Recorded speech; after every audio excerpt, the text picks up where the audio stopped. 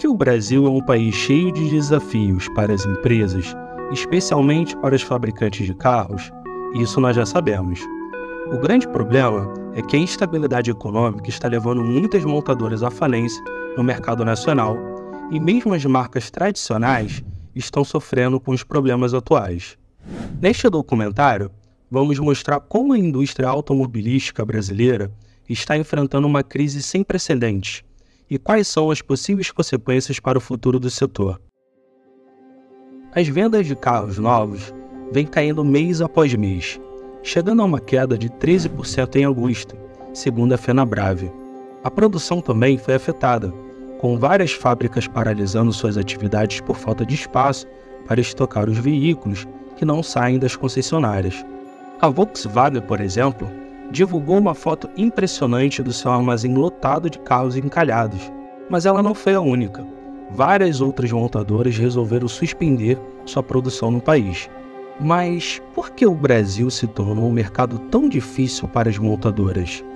Existem vários fatores que contribuem para essa situação, mas podemos destacar alguns dos principais: a burocracia excessiva, os encargos trabalhistas elevados, a carga tributária alta, o desequilíbrio fiscal, a falta de reformas estruturais, a baixa produtividade e a desaceleração econômica. Todos esses elementos geram incertezas sobre a sustentabilidade das contas públicas e a credibilidade da moeda, afetando negativamente a confiança das empresas e dos investidores.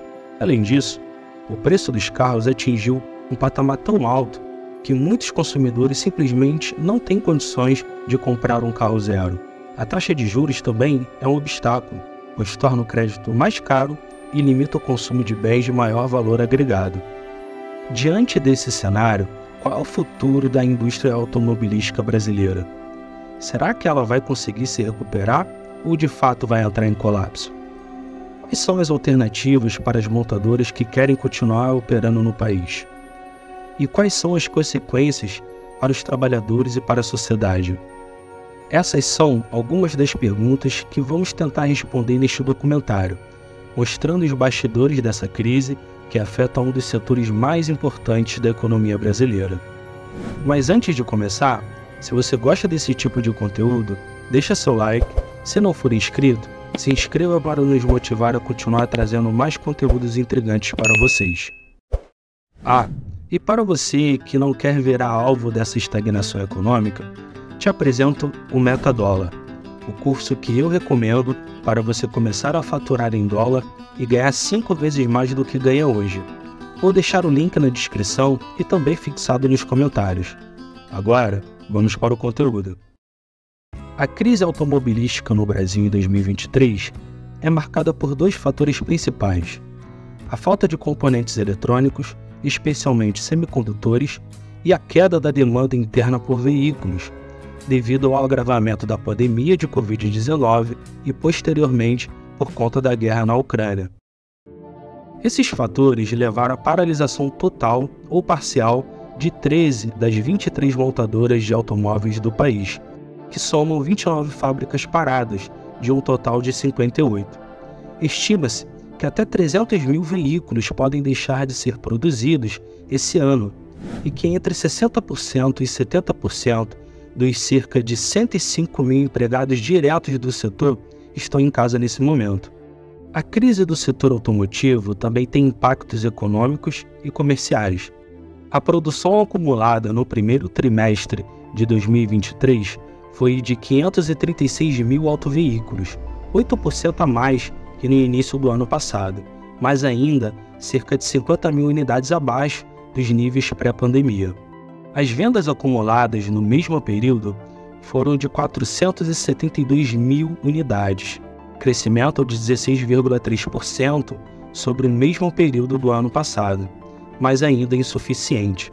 As exportações, por sua vez, tiveram uma queda de 4,2% no volume embarcado entre janeiro e maio, mas um aumento de 22,4% na receita, num total de 4,74 bilhões de dólares.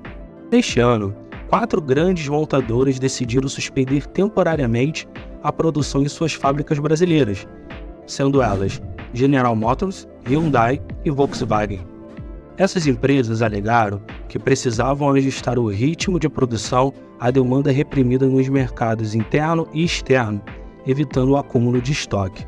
Aliás, a falta de semicondutores é um problema global que afeta diversas indústrias, como a de eletrônicos, computadores e smartphones.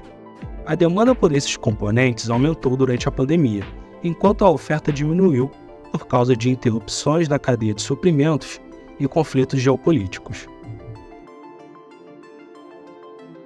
A crise do setor automotivo também tem impactos sociais e econômicos. A paralisação das fábricas afeta milhares de trabalhadores diretos e indiretos, que ficam sem renda ou com salários reduzidos. A queda na produção e nas exportações prejudica o saldo da balança comercial e o produto interno bruto do país. O aumento do preço dos carros, influenciado pela inflação e pela escassez de peças, dificulta o acesso dos consumidores aos veículos novos ou usados. Para superar essa crise, o setor automotivo precisa de medidas urgentes e estratégicas.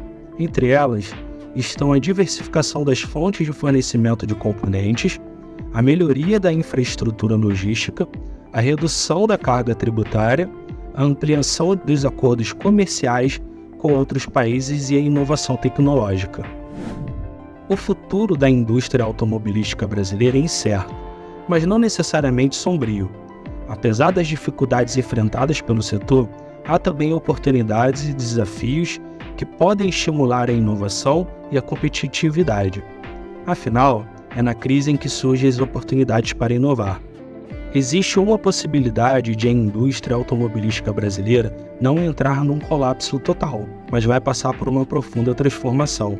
A crise atual é uma oportunidade para o setor se reinventar e se adaptar a novas demandas do mercado e da sociedade.